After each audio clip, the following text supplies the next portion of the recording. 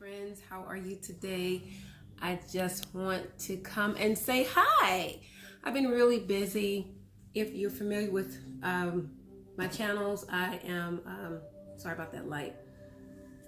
I am busy baking. So today I am going to share with you, it's a Paula Deen recipe. I love Paula Deen's recipes, not all of them, but mostly her desserts. And today I am going to be making a strawberry pound cake. It's my son's birthday and he requested this strawberry pound cake. I'm not going to use my handy dandy KitchenAid. I'm just going to use my hands today. And while at it, I'm just going to tell you what we have. I made this cream cheese icing. I just put a little bit of red dye in it because this is the one he requested, which is the Mama's cream cheese icing. This recipe requires it's just a small bundt pan, so it's going to go in here. What I'm trying to say is, sorry guys, 5 eggs, 2 sticks of butter, half a cup of sour cream, strawberries. You're going to need 3/4 cup, and I use fresh strawberries, of course. I already cut them up. This is going to be a strawberry pound cake with a twist of pineapple because my son loves pineapples. So I just put a little bit of pineapple in there. You're going to need half a teaspoon of vanilla, pure vanilla. I don't play with that fake vanilla, okay? Imitation means, it's not the real deal. And I am using, of course, imitation strawberry extract, because the other flavors all come imitation except lemon and almond. Everything else comes with the imitation label. So those are the ones I use, imitation. And of course, you know, Baker's Joy is always in my kitchen. I represent, okay? Baker's Joy.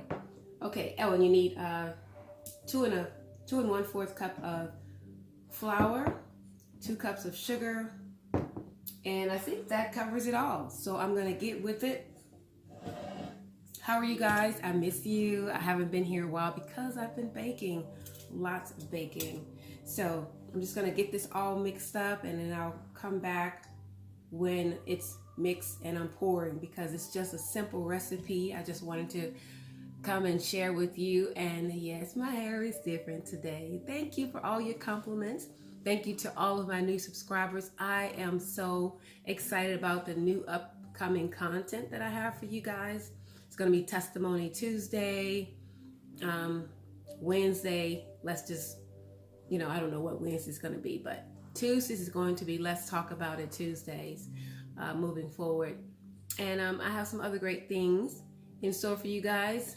So thank you for joining my channel, and I'll be right back. I'm back. I just wanted to say that I didn't want to, do all the mixing with on camera, because it's a basic formula. You add your sugar, your eggs. But since I wanted to talk to you, I thought I'd just come back for a moment and talk with you while I do this. So, stirring in the eggs. I usually do one at a time, okay? Because this requires, I think it just makes it better when you do it one at a time. So the first 3 I did one at a time. Then I'm going to add my 2 teaspoons, half a teaspoon of imitation strawberry extract, and also a half a teaspoon of the pure vanilla. Let's say that one more time, pure vanilla.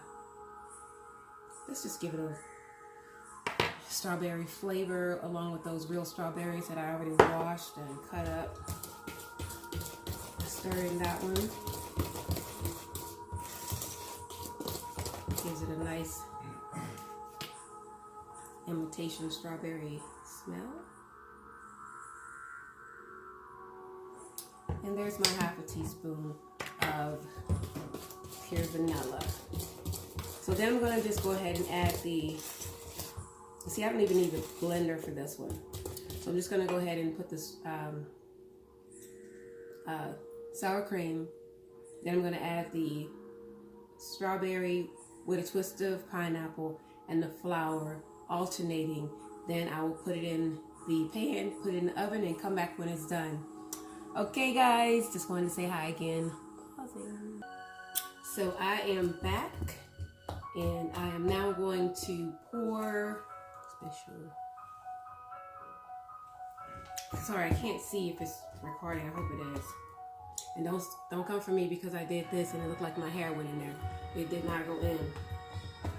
It kind of came right across it. Okay, so what I'm going to do now is pour this into my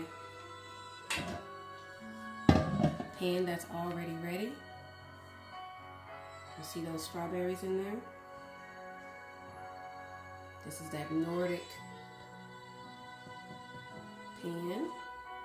I was going to use my one that's shaped like a pineapple, but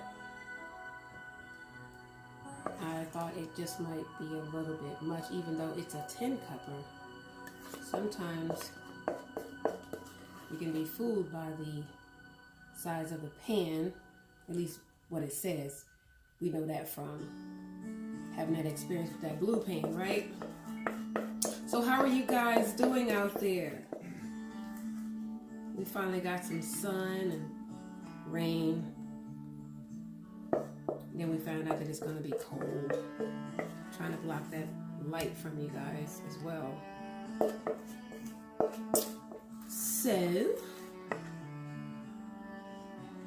here we go. That's about it.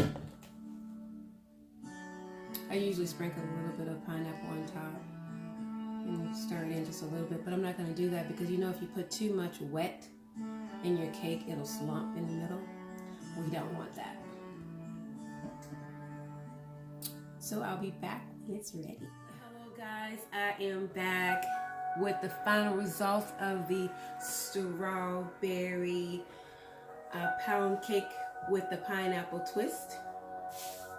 So, and I said earlier Nordic pan. I did not mean Nordic. I meant this is the Wilton, that new edition that came out just before Christmas. So we already know this cake is going to come out perfectly.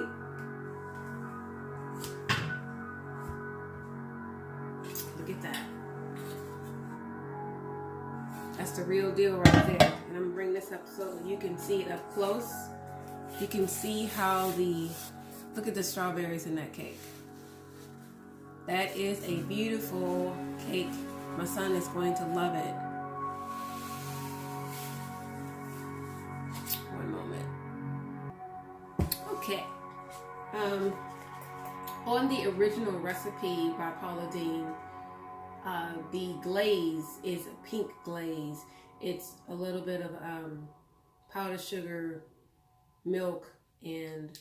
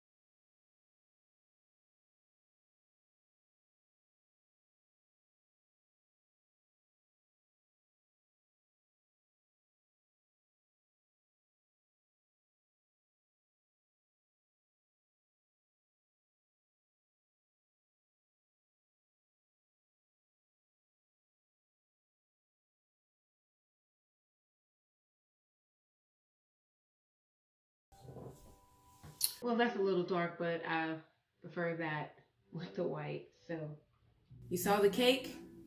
Don't forget to like, subscribe, and comment. Thanks again for sharing a few moments with me out of your day. I hope that you like this cake.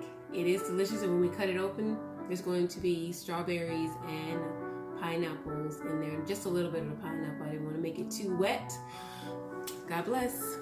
Don't forget to like and subscribe. And my hair didn't touch the cake because I'm in front of it. Okay. Come back and talk for just one moment. You see right here on the cake where it looks like there's little white pebbles on it in my icing. That's because I used a different cream cheese other than Philadelphia cream cheese. Let me tell you, only use Philadelphia cream cheese because if you don't, it doesn't melt down. It melts down, but it doesn't cream up as the Philadelphia cream cheese. Though it still tastes very good, it doesn't take away from the flavor or anything. It takes away from the look. And I didn't want to keep blending forever. It just did not break all the way down. And so that's the result of using a cream cheese other than Philadelphia cream cheese. That is the only one I normally use, but it was an emergency when I got it. And so that's the results of it. So that's just FYI in the future for you guys. Okay, alrighty. Don't forget to like, comment, and subscribe.